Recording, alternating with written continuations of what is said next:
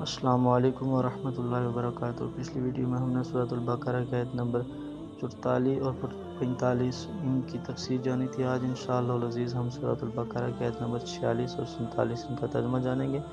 شروع کرتے ہیں بسم اللہ الرحمن الرحیم۔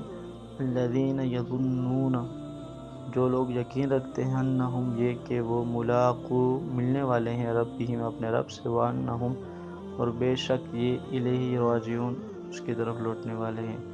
جو یقین رکھتے ہیں کہ وہ ملنے والے ہیں اپنے رب سے، یہ کہ وہ طرف اس کی لوٹنے والے ہیں۔